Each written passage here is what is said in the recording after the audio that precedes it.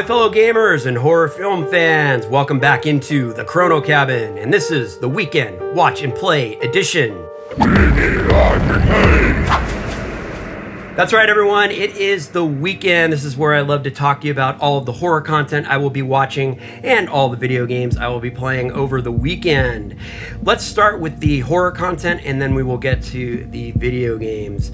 So first up is a new Shudder Original, and it is called Virus 32. A virus breaks out and a chilling massacre rages through the streets of Montevideo. The sick become hunters and only calm their fever by unscrupulously killing all those not yet infected.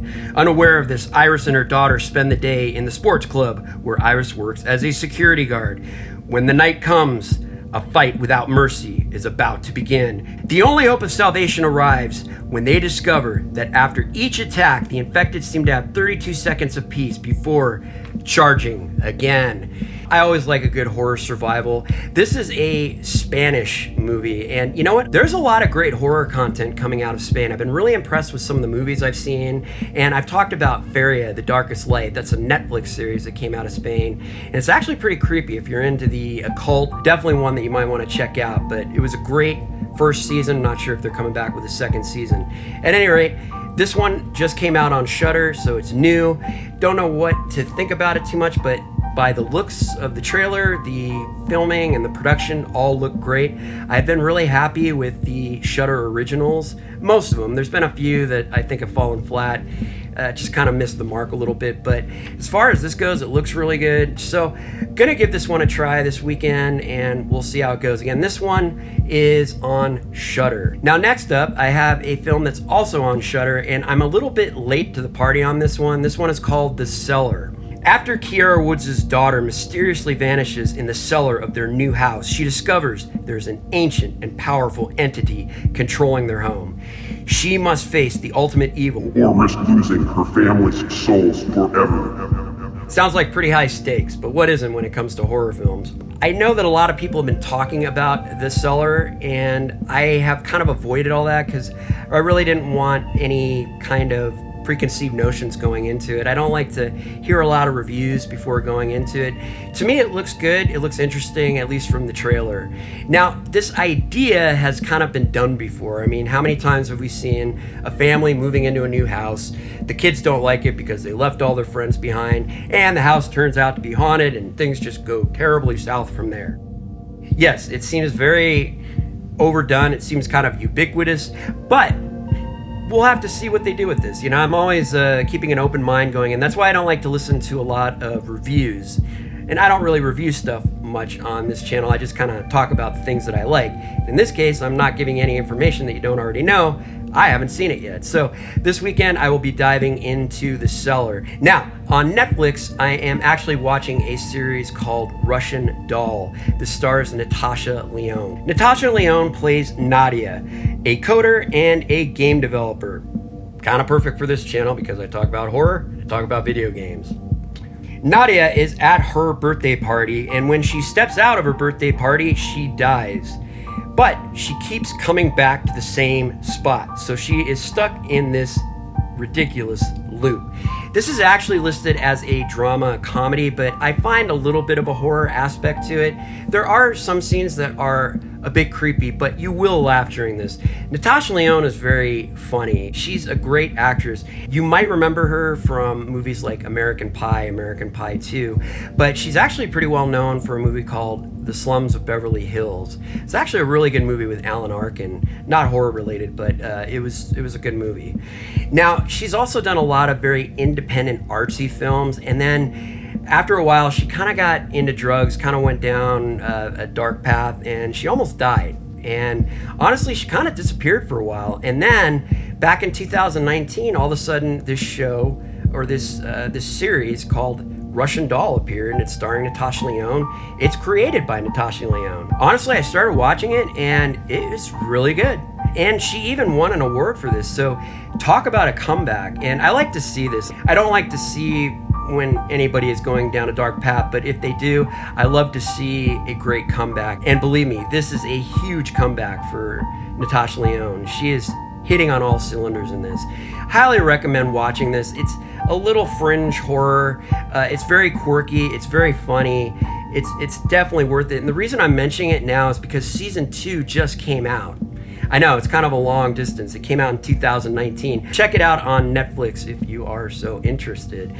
Now, on to the games. I am currently playing Guardians of the Galaxy on my PS5. Now, this game is one that I would like to call kind of a sleeper hit because when it initially came out, there wasn't much publicity on the game. It really got kind of buried under some other game titles, and just not a lot of people picked this game up. Not a lot of people even knew about this game. And in fact, I kind of heard about it after the fact, and I decided to pick it up on a whim. It was on a sale. And honestly, I'm glad I did. The game is fantastic. The narrative is great. It's funny. It's irreverent. It's written so well. I'm laughing through the game. I'm really enjoying the dialogue. It has a wonderful, wonderful 80s feel to it. There's 80s music all through it. If you love the 80s, you'll love this game. If you love Marvel, if you love the Guardians of the Galaxy, you will definitely like this game. I'm not even a huge fan of the Guardians of the Galaxy. Honestly, I never really knew too much about the Guardians of the Galaxy. You can play this game if you're not a Marvel's fan. It's equally as fun. The story is engaging. You can follow it. You don't have to have a lot of prior knowledge. Honestly, everything about this game is just really, really nice. It doesn't look the best. It's not the greatest looking game. If you don't have a PS5, you have a PS4, get it for PS4. It's going to play just fine. It's going to look just fine. I don't think there's any advantage to playing this game on a PS5 versus a PS4 as far as what it looks like. In fact, I think that was one of the complaints. The game doesn't look great. I think it looks great at certain points, but there is some drop frame stuff. Honestly, I say that, but it's not any kind of game breaker. Thoroughly enjoying it. No real bugs. I encountered 2 bugs. Nothing game breaking. You know, I had to restart from my checkpoint, but the checkpoints are pretty much where you leave off. This isn't a game where you end up having to go back a long way to, you know, try and finish something. Like if you die, you generally start right where you died and you just pick up. It's really cool. It's easy to get through the game. It's a fast moving game. If you haven't played this, I highly recommend it. The team is really fun. They begrudgingly love each other, and it's one of those just great all-time stories. It's like playing an action movie. It really is. So I definitely checked that one out. Now I'm also playing a couple other games on my Nintendo Switch, like Triangle Strategy, which I think is a great game. I'm really getting more and more into that. If you're into playing a tactical role-playing game, highly recommend this one. You could probably wait a while and it'll go on sale. If you're kind of a game collector, I recommend picking up the physical copy at some point because I don't think they're going to keep printing the game, although it's doing very well. They generally don't print a whole lot of hard copies for games like this, especially Square Enix, on titles like this, because they just don't expect tactical RPGs to sell as well as this one actually has been. This has been selling great, but there's going to be a point where I think hard copies might be a little hard to get. You can always go digital if you're not a collector. It doesn't matter. It's going to play fine. Game looks great. It's that HD 2D style. Really loving it. Now, I should say that I passed Ghostwire Tokyo on my PS5. That game I really enjoyed. It is one of those games that I feel like it's a little bit underrated, but I say this with caution. I don't think the game is for everybody. I thought the story was really unique. No spoilers on this, but really it's a story of letting go. If I can break it down to one simple sentence, it's just a story of letting go.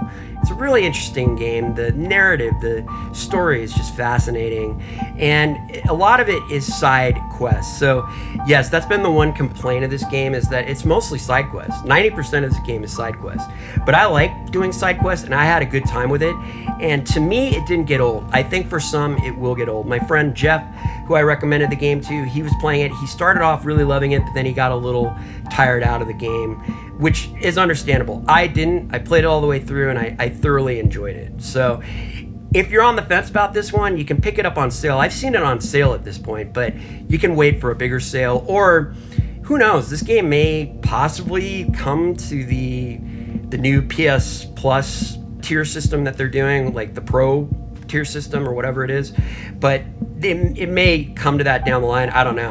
So this is one that you could probably hold off on for a while if you just want to wait for a sale. But definitely, if you're into weird games. I mean, this is a very cool first-person shooter, but it's a little bit like an RPG too. So this one, it's hard for me to recommend because I think it could go either way, but who knows? If you find it on sale, I'd say give it a shot and try it out, because it was really a fun experience. And guess what? This game had no bugs. From the day I popped this game in, all the way through it, there was not one single bug that I encountered. Imagine that, huh? Have a great weekend, everyone. If you enjoyed this video, please give it a thumbs up. Give it a thumbs down if you don't like it. Subscribe if you like my content. You can ring that bell for future notifications whenever I release new content. As always, keep watching those horror movies. Keep playing those video games, and I will see you soon.